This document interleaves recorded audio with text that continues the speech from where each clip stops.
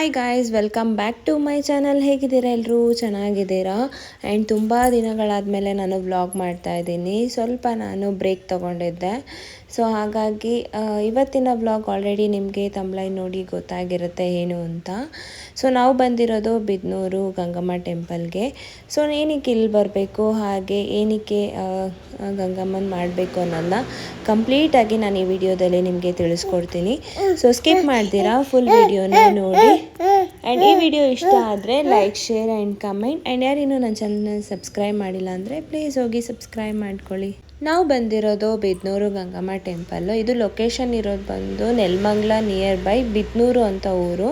ಅಲ್ಲಿ ಗಂಗಮ್ಮ ದೇವಸ್ಥಾನದಲ್ಲಿ ಮಾಡೋದು ಪೂಜೆ. ಸೊ ಇದು ನಾವು ಬಂದಿರೋದು ಸೆಕೆಂಡ್ ಟೈಮು ನಾನು ಪೂಜೆ ಮಾಡ್ತಾ ಇರೋದು. ಸೊ ಇಲ್ಲಿನ ವಿಶೇಷತೆ ಏನು ಅಂತ ನನಗೇನು ಗೊತ್ತೋ ಅದನ್ನು ನಾನು ನಿಮ್ಮ ಜೊತೆ ಶೇರ್ ಮಾಡ್ತೀನಿ. ಹಾಗೆ ನನಗೇನು ಪಾಸಿಟಿವ್ ಆಗಿದೆ ಅನ್ನೋದು ನಾನು ನಿಮಗೆ ಶೇರ್ ಮಾಡ್ತೀನಿ. ಸೊ ಇದು ಮದುವೆ ಆದಮೇಲೆ ನಾನು ಸೆಕೆಂಡ್ ಟೈಮ್ ಇಲ್ಲಿ ಗಂಗಮ್ಮನ ಮಾಡ್ತಾ ಇರೋದು. ಸೊ ಹಾಗೆ ನಾನು ಪ್ರೀವಿಯಸ್ ಬಂದು ಮಾಡಿದಾಗ ಏನು ಹರಕೆ ಕಟ್ಕೊಂಡಿದ್ದೆ ಅದು ನನಗೆ ಈಡೇರಿದೆ. ಸೊ ಹಾಗಾಗಿ ಇಲ್ಲಿ ಏನು ವಿಶೇಷತೆ ಅಂತ ಹೇಳಿದ್ರೆ, ಒಂದು ಸಲ ಮಾಡಿದ್ರೆ ಗಂಗಮ್ಮನ ಎವ್ರಿ ಇಯರು ಒನ್ಸ್ ಮಾಡಲೇಬೇಕು. ಹಾಗೆ ನಾವೇನಾದರೂ ಹರಕೆ ಕಟ್ಕೊಂಡು ಹೋದರೆ ಅದೇನಾದರೂ ನೆರವೇರಿದ್ರೆ, ಇವಾಗ ಫಾರ್ ಎಕ್ಸಾಂಪಲ್ ನಾನು ಪ್ರೀವಿಯಸ್ಸು ನನಗೇನಾದರೂ ಮಗು ಆದರೆ ಸೊ ಇಲ್ಲಿ ಬಂದು ಬೆಳ್ಳಿ ತೊಟ್ಲು ಕೊಡ್ತೀನಿ ಅಂತ ನಾನು ಹರಿಸ್ಕೊಂಡು ಹೋಗಿದ್ದೆ.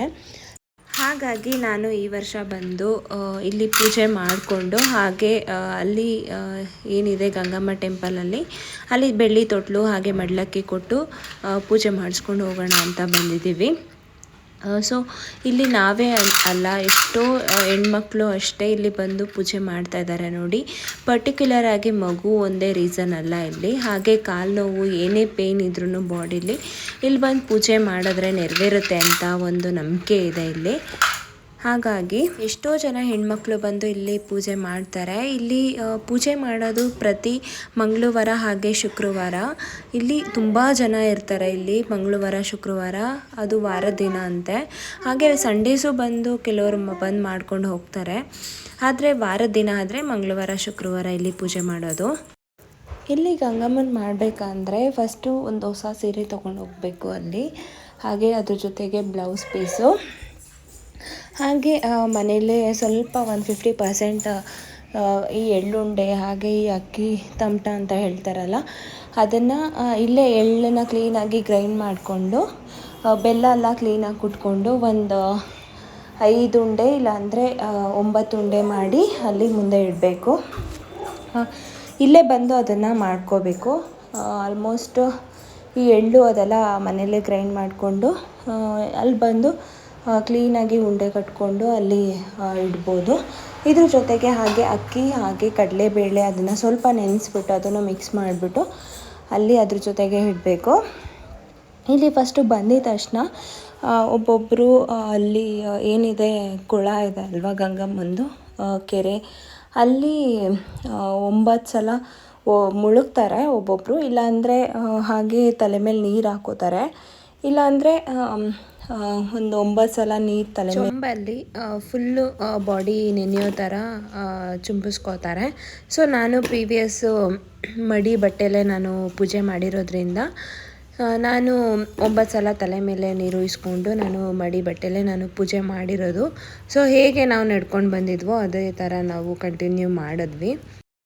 ಇಲ್ಲಿ ತುಂಬಾ ಫೆಸಿಲಿಟೀಸ್ ಎಲ್ಲ ಇದೆ ಪೂಜೆ ಮಾಡೋದಕ್ಕೆ. ಮೊದಲು ಈ ಥರ ಇರಲಿಲ್ಲ ಅಂತ.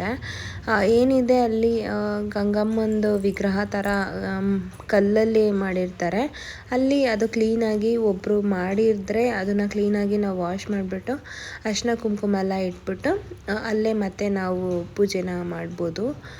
ಏನು ನಾವು ಹೊಸ ಸೀರೆ ಹಾಗೆ ಎಳ್ಳುಂಡೆ ಒಂದು ಅಕ್ಕಿ ತಮಟ ಎಲ್ಲ ಬಾಳೆ ಎಲೆ ಮೇಲೆ ಇಟ್ಬಿಟ್ಟು ಪೂಜೆ ಮಾಡಬೇಕು.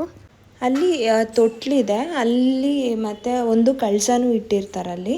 ಸೊ ಅಲ್ಲೋಗಿ ಇಲ್ಲಿ ಫಸ್ಟು ಪೂಜೆ ಎಲ್ಲ ಮಾಡಾದಮೇಲೆ ಅಲ್ಲೋಗಿ ಏನು ಹೂವು ಕಾಯಿ ಹಣ್ಣು ಎಲ್ಲ ತೊಗೊಂಡೋಗಿ ಅಲ್ಲಿ ಪೂಜೆ ಮಾಡ್ಕೊಂಡು ಬಂದು ಆಮೇಲೆ ಒಂದು 9 ಜನಕ್ಕೆ ಇಲ್ಲ ಒಂದು 5 ಜನಕ್ಕೆ ಮುತ್ತೈದೆಯರಿಗೆ ಅರಿಶಿನ ಕುಂಕುಮ ಕೊಡಬೇಕು. ಕೊಟ್ಟಾದಮೇಲೆ ಏನು ನಾವು ಬಾಳೆ ಎಲೆ ಮೇಲೆಲ್ಲ ಇಟ್ಟಿರ್ತೀವಲ್ವ, ಸೊ ಅದನ್ನು ನಾವು ತೊಗೊಂಡು ಆಗಲೇ ಹೇಳ್ದಂಗೆ ಇಲ್ಲಿಂದ ಒಂದು 2 ಕಿಲೋಮೀಟರ್ಸ್ ಇರುತ್ತೆ ಅನಿಸುತ್ತೆ.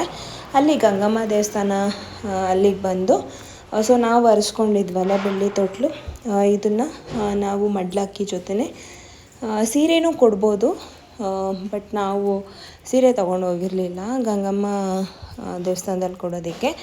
ನಾವೇನು ಫಸ್ಟು ಸೀರೆ ಗಂಗಮ್ಮನಿಗೆ ಇಟ್ಬಿಟ್ಟು ಪೂಜೆ ಮಾಡಿದ್ವೋ ಬರಬೇಕಾದ್ರೆ ಅದೇ ಸೀರೆನ ಉಟ್ಕೊಂಡು ಇಲ್ಲಿಗೆ ಬಂದು ಪೂಜೆ ಮಾಡ್ಕೊಂಡು ಹೋಗಬೇಕು ಅಂತ ಹೇಳ್ತಾರೆ.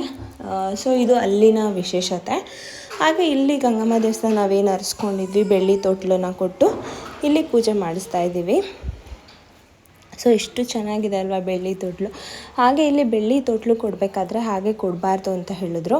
ಸೊ ನಮಗಷ್ಟು ಎಲ್ಲೂ ಕೊಟ್ಟಿಲ್ಲ ನಾವು. ಸೊ ಹಾಗಾಗಿ ಇದು ಫಸ್ಟ್ ಟೈಮ್ ಅಲ್ವಾ ನಾವು ಕೊಟ್ಟಿರೋದು.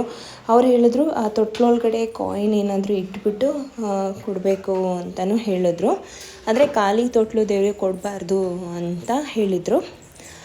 ಹಾಗಾಗಿ ಅದ್ರ ಜೊತೆಗೆ ₹1 ಕಾಯಿನ್ ಇಟ್ಬಿಟ್ಟು ದೇವ್ರಿಗೆ ಕೊಟ್ವಿ. ಹಾಗೆ ಅಲ್ಲಿ ಎಲ್ಲ ಪೂಜೆ ಎಲ್ಲ ಮಾಡಿಕೊಂಡು ಬಂದ್ವಿ.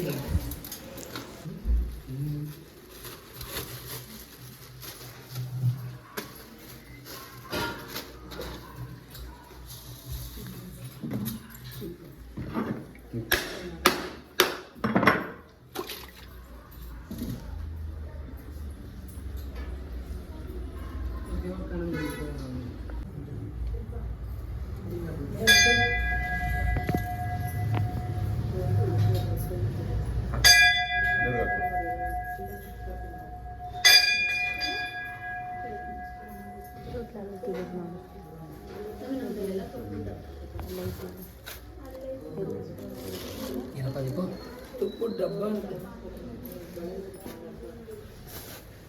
ಕಳಿಸು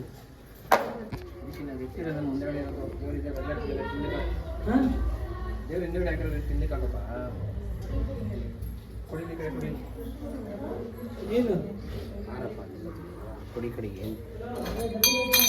ಪೂಜೆ ಕೊಟ್ಟರೆ ನೋಡಿಪ್ಪ ಮಂಗಳಾರತಿ ಆಗ್ತದೆ.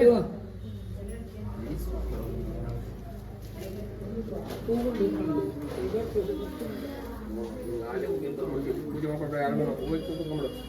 ಪೂಜೆ ಕೊಟ್ಟರೆ ನೋಡಿಪ್ಪ ಅದಕ್ಕೂ ಇಡಿಗೆ ನಿಜಪ್ಪ ನಿಂತ ಕಡೆ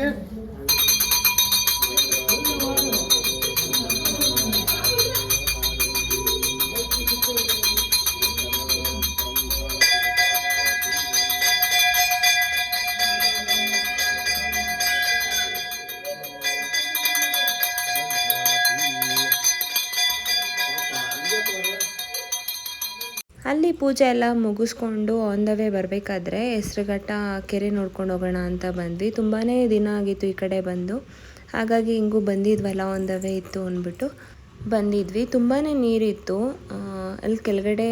ಅದು ಗೇಟ್ ಹಾಕ್ಬಿಟ್ಟಿದ್ರು, ಅಲ್ಲಿ ಹೋಗೋಕ್ಕೇನು ಬಿಟ್ಟಿಲ್ಲ. ಜಸ್ಟ್ ಮೇಲ್ ಮಾತ್ರ ನಾವು ನೋಡಿಕೊಂಡು ಬಂದ್ವಿ. ವ್ಯೂ ಮಾತ್ರ ಸಖತ್ತಾಗಿತ್ತು. ತುಂಬ ಫುಲ್ ಎಲ್ಲೇ ನೋಡಿದ್ರು ನೀರು ಸಖತ್ತಾಗಿತ್ತು ನೋಡೋದಕ್ಕೆ.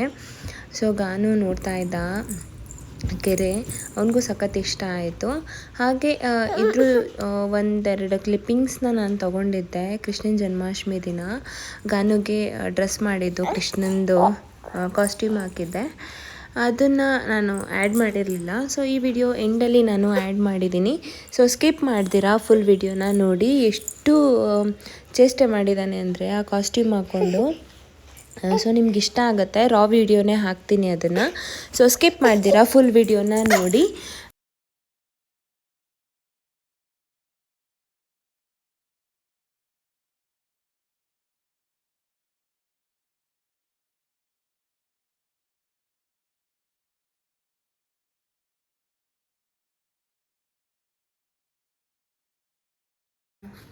ಇಲ್ಲಿ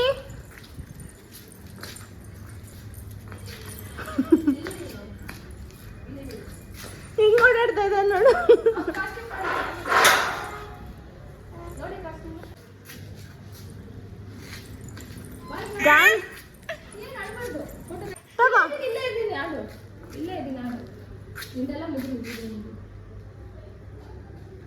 ಅಯ್ಯೋ ಸ್ಮೈಲ್ ಇಡಿ.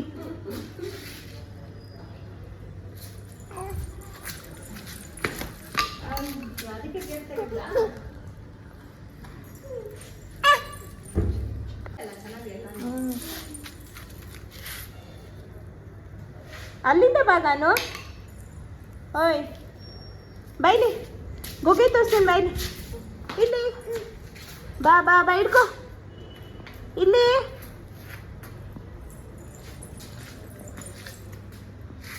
ಬಾ ಇಲ್ಲಿ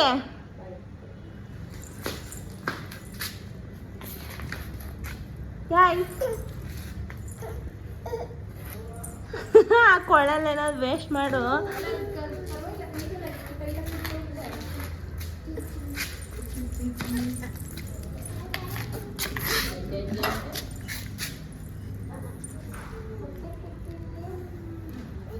ನಾಳೆ ಬೆಳಗ್ಗೆ ಹಾಕ್ತೀರಾ ಸಾಕು ಬಿಚ್ತೀನಿ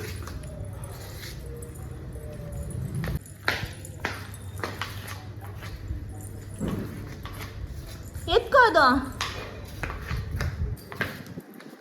ಗಾನು ಯಾಯ್ ಇಲ್ಲ ನೋಡಿ ಇಲ್ಲಿ ನಾನು ಹೋಗ್ತೀನಿ ಬಾಯ್ ಗೊಗ್ಗೆ ಬರ್ತಾನೆ ನಾನು ಹೋಗ್ತೀನಿ.